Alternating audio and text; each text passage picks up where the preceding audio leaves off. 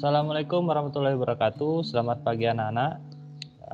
Kita bertemu lagi pada pembelajaran IPA ya pada hari ini, yaitu kita akan membahas lanjutan materi dari bab sebelumnya, yaitu pencemaran lingkungan. Ini masih berhubungan dengan bab yang sebelumnya ya. Jadi ini adalah dampaknya, yaitu pemanasan global atau global warming, atau bisa juga disebut pemanasan secara menyeluruh ya. Jadi secara mendunia dia. Nah, tujuan pembelajaran yang kita akan capai setelah pembelajaran ini adalah, itu yang pertama, kalian diharapkan mampu untuk menjelaskan apa sih efek rumah kaca itu, ya, kemudian mampu menjelaskan proses terjadinya pemanasan global, kemudian mendeskripsikan apa sih definisi dari pemanasan global tersebut, dan kemudian yang terakhir yaitu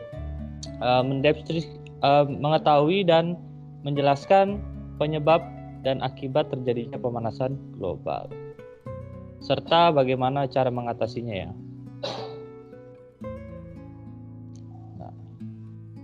Ada beberapa submateri sesuai dengan tujuan pembelajarannya yang kita akan capai tadi. Ya, kita akan masuk ke efek rumah kaca dulu. Oke. Di sini ada pernyataannya, efek rumah kaca itu adalah pemanasan alami yang terjadi ketika gas tertentu di atmosfer bumi memperangkap panas ya. Di atmosfer bumi terdapat banyak gas rumah kaca seperti CO2, metana, siklus air, dan gas lainnya. Jadi kalau kalian tahu rumah kaca itu dia akan mempertahankan atau panasnya akan sulit keluar ya, karena panas yang didapat melalui radiasi dari sinar matahari itu akan terperangkap di dalam. Ya, begitu juga itu merupakan sebuah perumpamaan untuk kondisi di bumi ya. Nah, kalau di bumi, kalau misalnya itu tadi efek rumah kaca itu kaca yang dapat memantulkan panas. Nah, kalau di bumi itu ini ada yang untuk menjaga suhu tubuh tersebut, itu ada gas-gas tersebut sini. Ya, ada karbon dioksida atau CO2, metana, dan nitrogen dioksida seperti sini ya. Tapi yang secara alami itu ada siklus air, kemudian karbon dioksida dan metana. Nah, kalau siklus air ini proses penguapan, kemudian jatuhnya lagi air di bumi ya. Jadi kita sering gunain air itu ya untuk cucian, untuk apa segala macam, kok nggak pernah habis. Nah, ini ada siklusnya ya. Kemudian ada karbon dioksida. Karbon dioksida ini dapatnya dari mana? Dari hasil yang kita keluarkan pernapasan manusia atau hewan, kemudian ada pembakaran sisa-sisa pembakaran ya, metabolisme, kemudian dan ada metana. Metana ini yang kayak pembusukan tugas metan ya, pembusukan dari organisme-organisme yang sudah mati. Nah, kemudian di sini tanpa adanya gas rumah kaca tersebut, kehidupan di bumi akan tidak akan terjadi karena suhu bumi akan menjadi sangat dingin. Ya, jadi kalau misalnya tidak ada gas ini juga ya, atau tidak ada unsur-unsur ini di bumi, itu suhu di bumi akan sangat dingin ya, karena panas yang diterima oleh matahari itu akan langsung keluar ya, langsung akan tembus keluar ke bumi lagi. Jadi suhu di bumi akan menjadi dingin. Tapi makanya unsur-unsur ini atau gas ini diperlukan ya, tapi dengan jumlah yang tertentu, tidak juga berlebihan ya, karena kalau berlebihan otomatis suhu di bumi akan menjadi panas. Kemudian sebaliknya di sini, jika jumlah gas-gas rumah kaca terus bertambah di atmosfer, maka suhu bumi akan meningkat. Nah, ini juga ya. Nah, kita nanti akan cari tahu apa saja sih dampaknya.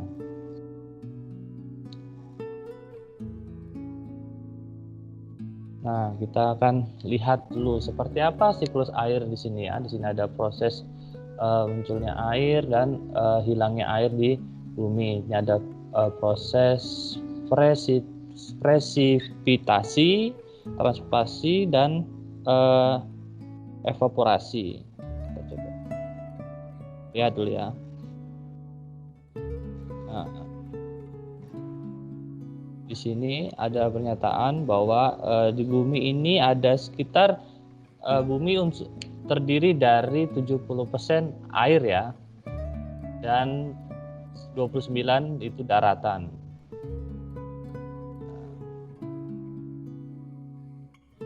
Nah, dari jumlah air tersebut itu 97% merupakan air asin dan 3% merupakan air tawar.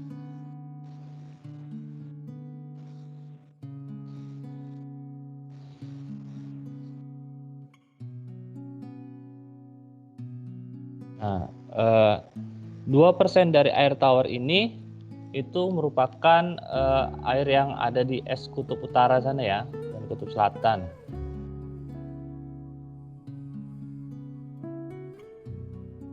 Nah, sisanya itu 1%-nya itu ada di danau, sungai, dan air tanah. Ya, kita menggunakan air itu untuk kebutuhan mandi, minum, mencuci, dan menyiram tanaman. Banyak ya kegiatan kita yang menggunakan air, karena air merupakan kebutuhan pokok yang kita harus gunakan. Tapi air di bumi tidak akan habis ya, karena ada siklusnya, siklus air ini.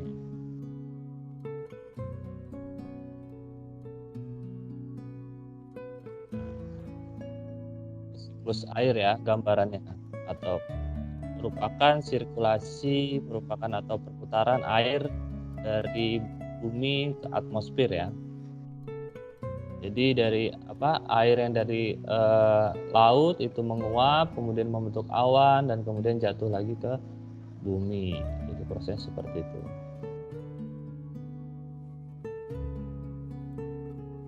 Jadi siklus air itu ada beberapa tahapan, yaitu pertama penguapan, kemudian pembentukan awan dan hujan.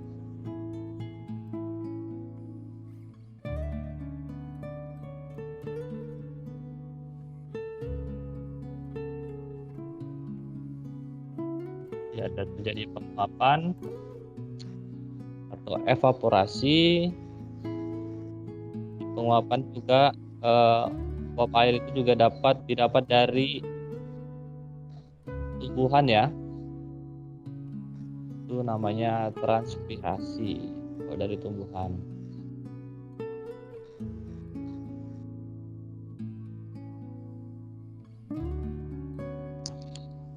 Akan membentuk awan.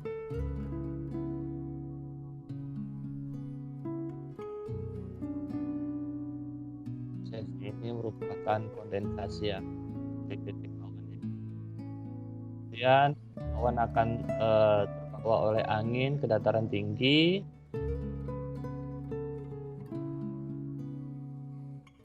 Proses air turunnya dari awan proses hujan itu dinamakan proses presipitasi ya.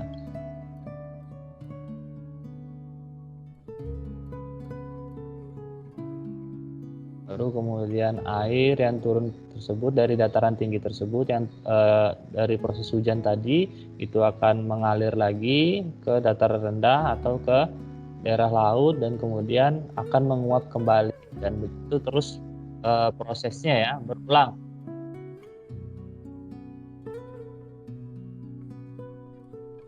Jadi prosesnya akan terus berulang. Jadi sehingga air di bumi tidak akan habis.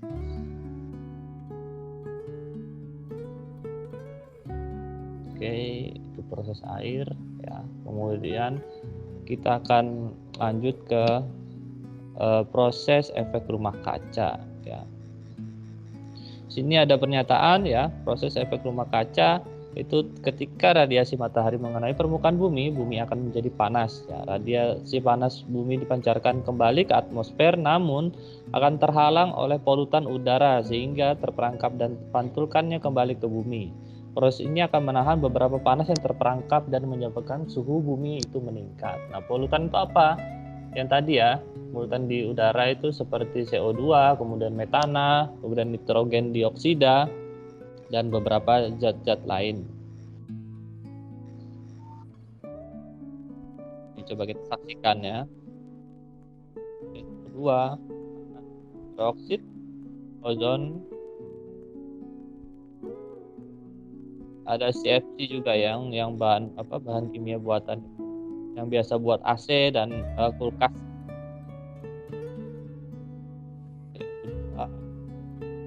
Disebabkan pembakaran bahan bakar minyak atau bahan bakar fosil seperti batu bara dan minyak ya, yang tidak bisa didaur ulang.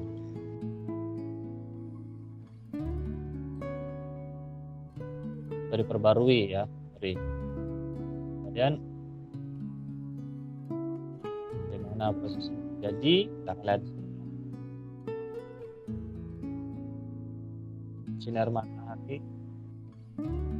matahari akan dipantulkan ke bumi, akan masuk ke bumi ya, melalui atmosfer, menembus atmosfer, dan sebagian akan dipantulkan kembali ke luar bumi kembali.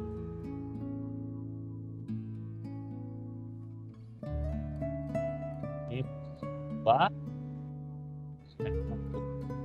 bumi terserap tanah, kelihatan dan lautan untuk menghangatkan bumi ya.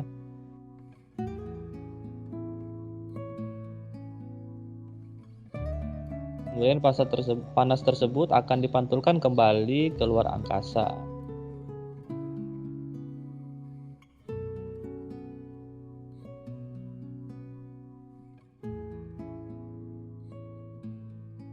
Nah, namun tadi dalam proses pemantulan tadi, apabila terlalu banyak polutan di atmosfer, di daerah sini, di lapisan sini, ini akan memantul kembali ke bumi, sehingga panasnya akan terperangkap dan suhu di bumi akan semakin meningkat.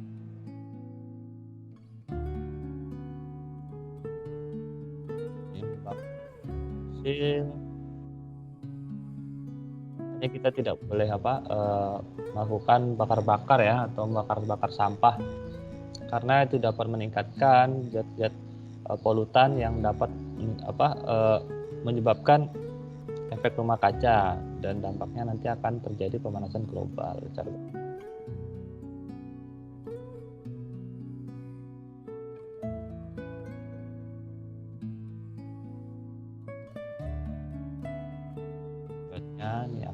produknya adalah suhu bumi meningkat atau terjadinya pemanasan secara global. Ini bahayanya. Jadi jangka pendeknya suhu bumi itu akan meningkat, kemudian gunung es yang ada di kutub utara dan selatan itu akan mencair ya, dan pastinya volume air di bumi akan semakin meningkat, karena kita ketahui tadi persentase air tawar yang ada di bumi itu ada di kutub utara dan di kutub selatan sana. Jadi apabila mereka kutub utara dan kutub selatan tadi mencair, otomatis akan daratan di bumi akan semakin berkurang ya, karena penambahan volume air dari kutub utara dan selatan tadi. Ini jangka panjangnya akan terjadi kepunahan makhluk hidup, karena jumlah daratannya menipis, otomatis kan tempat hidupnya makhluk hidup yang ada di daratan akan semakin berkurang, dan ada beberapa makhluk hidup yang akan sulit untuk beradaptasi atau bertahan dalam kondisi suhu yang panas tersebut. Ya. Oke, kita lanjutkan ya. Nah, ini yang tadi, ini ilustrasinya dalam bentuk gambar, kalau tadi dalam video, dan ini yang dalam bentuk gambar ya. Jadi sinar matahari masuk ke bumi, kemudian diserap oleh tanah, dan kemudian akan dipantulkan kembali ke luar bumi ya, tapi akan semua itu akan terhalangi apabila di sini di atmosfer sini terdapat banyak polutan ya, atau jumlah polutan terlalu banyak. Jadi panas yang akan dipantulkan tadi akan memantul kembali ke bumi sehingga suhu bumi akan menjadi panas. Ya, kalau kalian pernah jalan-jalan ke Jakarta, kalau di sini sih nggak terlalu kerasa ya. Belum sih ya, nanti mungkin kalau misalnya suatu saat nanti di Kalimantan Timur atau khususnya di Samarinda ini jumlah pengguna kendaraan bermotor, kemudian pabriknya itu banyak, pastinya akan seperti sudah sama di Jakarta. Kalau kalian pernah jalan-jalan ke Jakarta itu di sana cuacanya tidak panas ya, cuacanya tidak panas, namun itu rasanya kayak pengap sekali ya, atau lembab udaranya. Nah itu karena terlihat sekali di sana itu udaranya kurang sehat ya, karena udaranya lembab tadi. Itu kenapa? Karena di sana kan memang pabrik lebih banyak ya, dan jumlah kendaraan bermotor itu jauh lebih banyak daripada di sini. Jadi otomatis produksi gas efek rumah kaca ini tadi ini semakin tinggi. Nah, kalau misalnya tinggi, polutan di atmosfer akan semakin banyak dan akan menghalangi pemantulan panas keluar bumi. Jadi panasnya akan terperangkap, makanya di sana kerasanya kayak panas sekali atau pengap gitu ya. Itulah. Nah, semoga aja ya tempat kita nggak seperti di sana. Nah, ini proses pemanasan global. Di sini ada pernyataan ya, pemanasan global adalah peningkatan suhu rata-rata atmosfer bumi dan lautan secara bertahap serta perubahan yang diyakini secara permanen yang mengubah iklim bumi. Ya, di sini ada proses tadi. Ya, di sini penyebabnya ada penggundulan hutan, kemudian ada CFC. CFC ini yang sering yang digunain di AC, kemudian ada di kulkas ya. Kemudian di sini penggunaan bahan-bahan bakar fosil ya, di sini ada bensin atau minyak ya. Kemudian di sini radiasi dari pabrik atau industri ya, industrian yang menghasilkan CO2. Nah, makanya sekarang ini kalau kalian perhatikan itu sudah beberapa inovasi yang membuat mobil atau kendaraan itu dengan bahan bakar atau dengan tenaga listrik ya. Karena listrik ini dapat diperbarui atau berarti tidak harus menggunakan bahan bakar fosil ya, tapi bisa menggunakan panas matahari atau penggerak angin ya, atau air. Nah, makanya banyak sekarang kendaraan inovasi kendaraan itu berbahan bakar listrik, tapi mungkin proses ya tidak bisa langsung ganti semua tiba-tiba gitu ya, karena masih dalam tahap pengembangan ya agar bisa dikomersilkan. Itu untuk mengurangi emisi gas ya dari pembakaran bahan bakar fosil tadi. Nah, ini dia penyebabnya ya. Ada emisi CO2 yang berasal dari pembakaran bahan bakar fosil sebagai pembangkit tenaga listrik. Nah, contohnya apa? Khususnya kalau kalian pernah ke pembangkit listrik di Samarinda, itu dia menggunakan bahan bakar apa? Nah, itu masih mayoritas dia menggunakan bahan bakar batu bara ya. Nah, batu bara ini merupakan salah satu bahan bakar fosil. Nah, kemudian yang kedua itu emisi CO2 yang berasal dari pembakaran gasolin sebagai bahan bakar alat transportasi. Nah, ini emisi yang berasal dari bahan bakar minyak tadi ya, seperti bensin, solar dan lain-lain itu. Kemudian ini ada emisi metana dari hewan atau lahan pertanian dan dasar laut Arktik ya, Arktik. Jadi di sini emisi metana dari hewan dan lahan pertanian, maksudnya di sini dari pembusukan hewan-hewan atau organisme yang berlebihan ya. Kemudian ada deforestation atau penebangan liar yang disertai atau pembakaran lahan hutan ya. Kalau misalnya terjadi penebangan liar, otomatis siklus air tadi akan berkurang ya, kemudian kurang penebangan, kemudian penyerapan CO2 itu akan berkurang ya, karena kita ketahui tumbuhan ini pada siang hari itu aktif menyerap CO2. Jadi kalau bisanya ini banyak ditebang, otomatis CO2 akan semakin banyak ya, karena tidak ada yang meredus atau menguranginya. Kemudian di sini penggunaan klorofluorokarbon atau CFC dalam refrigerator atau pendingin itu dikurangi ya, pengurangannya. Jadi kita enggak sini penggunaan CFC dalam pendingin. Kemudian sini meningkatnya penggunaan pupuk kimia pada pertanian. Nah, kalau misalnya kita ketahui kan, kalau penggunaan pupuk kimia dalam pertanian ini dapat salah satunya, kalau kemarin kita belajar dalam pencemaran lingkungan itu ada blooming algae ya, atau pertumbuhan alga yang berlebihan.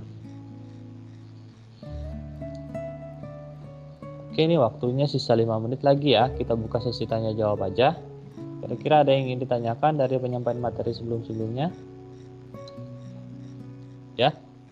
Ya, tulis di chat, boleh tulis di chat ya.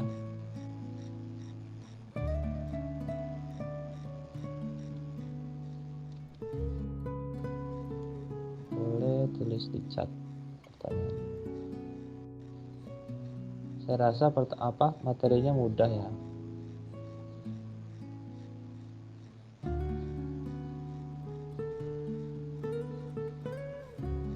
Apa ini?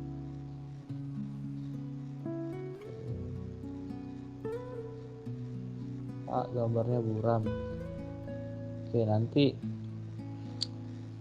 mungkin ya, internetnya kurang stabil, jadi makanya gambarnya resolusinya kurang bagus. Nanti Bapak kirimin materinya. Ada pertanyaan nggak? 5 menit nih ya. Saya buka sesi pertanyaan atau sesi tanya jawab.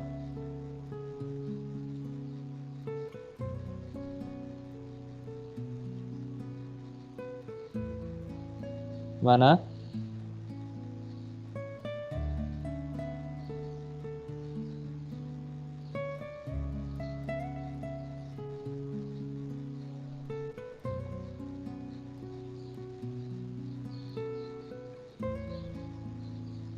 Pak, apakah materi akan di-share GCR? Iya, nanti akan di-share ke GCR ya.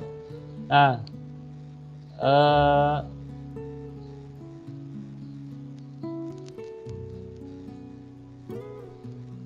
jangan lupa nanti mungkin hari Kamis mungkin ya, akan ada tugas nanti untuk materi ini. Jadi rajin-rajin aja nanti dicek GCR-nya ya, dan pastikan tugasnya nanti dikerjakan. Jangan tidak dikerjakan ya. Saya kasih clue ya. Jadi untuk penilaian di semester ini khususnya itu pembobotannya itu lebih banyak pada tugas dan ulangan harian ya. Jadi kalau misalnya tugas dan nilai ulangan hariannya itu nilainya kurang atau tidak ada, otomatis penilaian juga akan sedikit ya. Dapat nilainya akan sedikit. Jadi percuma nilai PTS atau pasnya tinggi, tapi kalau nilai tugas dan ulangan hariannya rendah, otomatis nilainya juga tidak akan bagus ya. Jadi makanya kalau bisa nilai tugas-tugasnya dan ulangan hariannya itu lebih diutamakan. Kalau saya lihat sih memang kalau persentasenya ya, kalau yang mengikuti ulangan PTS atau PAS itu hampir 100% ya, 350 siswa ikut semua. Tapi kalau misalnya yang tugas atau ulangan harian itu kadang cuma 180 ya, atau cuma 200-an aja, 250 itu mentok sudah. Ya. Karena menyepelekan ya. Nah, kalau sekarang jangan disepelekan ya, karena itu sangat berpengaruh untuk nilai kalian. Nah, mungkin itu saja ya, tetap semangat ya belajarnya. Tetap semangat, tetap jaga kesehatan, jangan keluar rumah apabila tidak penting ya. Bapak akhiri pertemuan hari ini. Apabila ada salah kata, Bapak minta maaf. Assalamualaikum warahmatullahi wabarakatuh. Terima kasih.